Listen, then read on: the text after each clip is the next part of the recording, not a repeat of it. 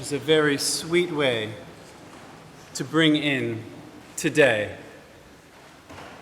And welcome back to the future. We're now in the thick of it, the days of awe, the beginning of our annual cycle and the continuation of all the cycles which led up to it.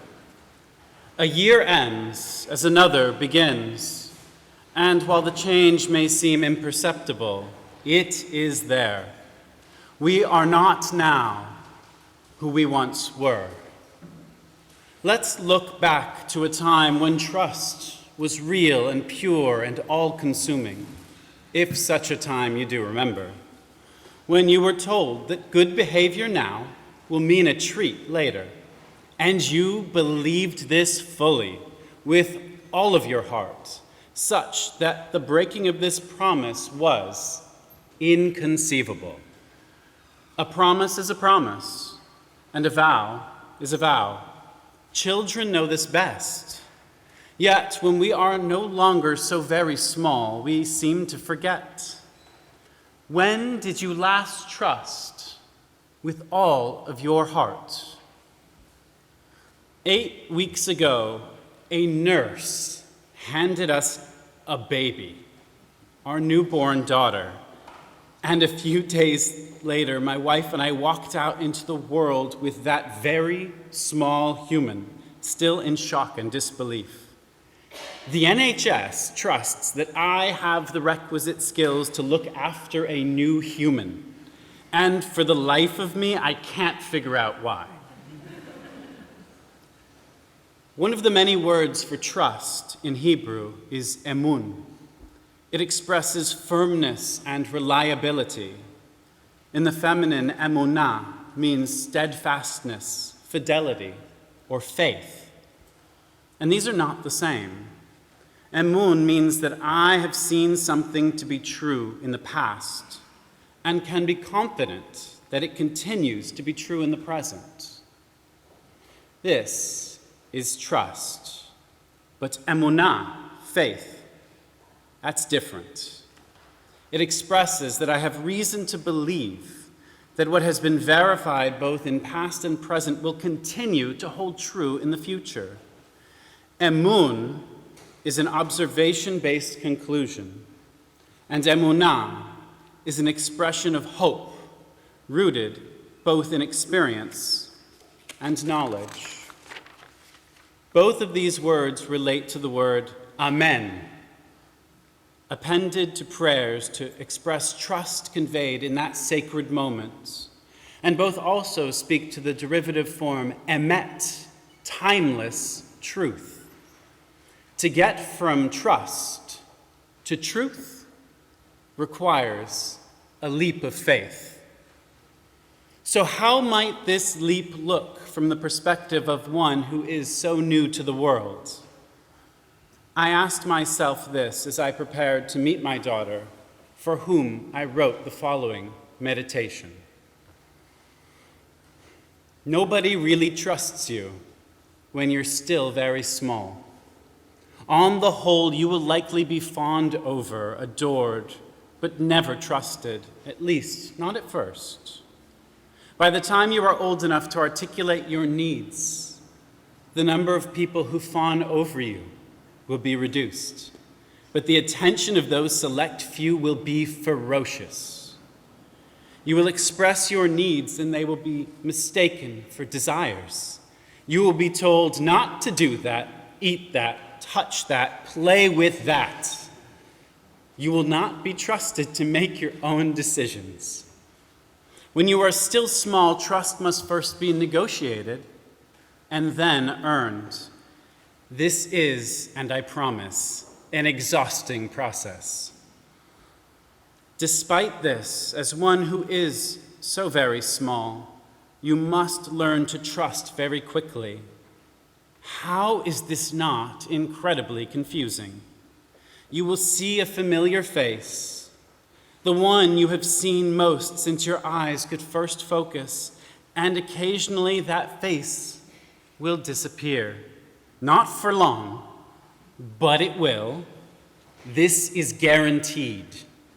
and you must trust that it will return. The first several times this happens, you may truly believe that this familiar face will never return. But when it does, your small self is content, each and every time. And over time, you learn to trust that this is a safe and consistent presence, even when it disappears for longer periods. You are forced to trust, but still, it seems, you are not to be trusted. Being safe, being small, is safe, so long as you have trust. You will feel safe even when those around you are terrified, and you will be terrified even when there is literally nothing interesting going on. Such is life when you are still very small. And when you one day become not so very small, your trust will be broken.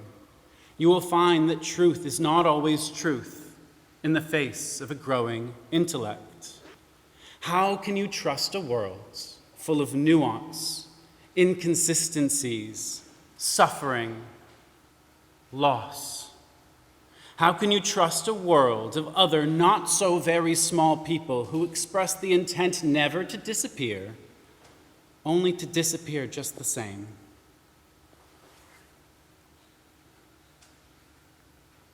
As you grow, and if you so will it, your not so very small self may one day produce ones who are themselves very small, much like you are now. And while they are still so very small, they will cling to you as if in constant fear that you will disappear and never return. How did they already learn this truth? You will want to assure them that you will always return, and they will trust. You too will believe that you will always return, even when the world has taught you otherwise, because trust is security. However, trustworthy as you try to be, you shall not truly trust them. One can never truly trust that which is very small. Well, I suppose that children are capable of trusting so fully and are expected to do so because they do not yet have the wealth of experience necessary to see the world any other way. Yet their fear is so close to the surface because each new encounter is that much more potent, weighty, and easily able to tip the balance of their rather limited scale of experiences. Children are coded to trust, and their scales easily reset. As we grow older, it becomes evident the world is not so simple.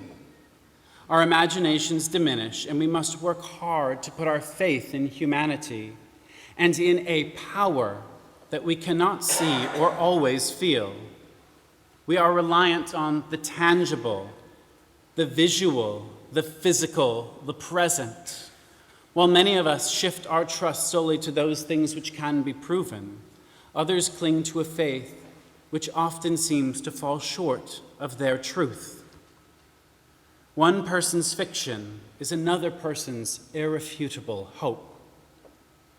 There's an incredible intimacy involved in sustaining trust, which heavily relies on experience. It must be fought for, sanctified and nurtured. For once lost, it evades us like a stalked animal. To get from trust to truth requires a leap of faith. So how do we recapture some of that faith, that emunah? When we peer into the past, it is often as if there is a filter which becomes more prominent the further back we look. The world appears golden-hued, soft, simple, and perfect through that filter. For those experiences were perceived through the senses of a child, one programmed by nature to believe, to trust without hesitation, and to overcome even the strongest of doubts. In this time of closing and reopening of the yearly cycle, we are asked to do something which goes against all of our adult instincts. We have trusted and we have broken trust. We have believed and we have sown doubt. We have had faith and we have been faithless. And despite this, we stand here in this season and we are told by our liturgy and sacred texts what is emun, trust, what is emunah, faith, and what is emet, truth. And to all of this we are directed to declare, Amen. This is so. These high holy days present us with an opportunity, a chance to be the children that we once were, to forget for a moment what has been done to us, the broken hearts and broken promises, the shattered crockery and shattered dreams, the lost money and lost faith. For children are resilient. They bounce back. They learn quickly. They ask questions and demand answers. They fill the space with their hearts and their souls and their very being. As an adult, perhaps you believe that you cannot trust one who is so very small, for they still have so much to learn. The tragedy is when we forget that they also have so very much to teach. Trust is credit. Truth is valid currency. But faith is the power which gives that currency value in this world. Hayom Harat Olam. Today is the birthday of the world. Let us enter into it with the trust of a newborn and the truth of experience and the faith of those who know that the real journey lies ahead. Shana Tova Umetuka. A happy and sweet new year.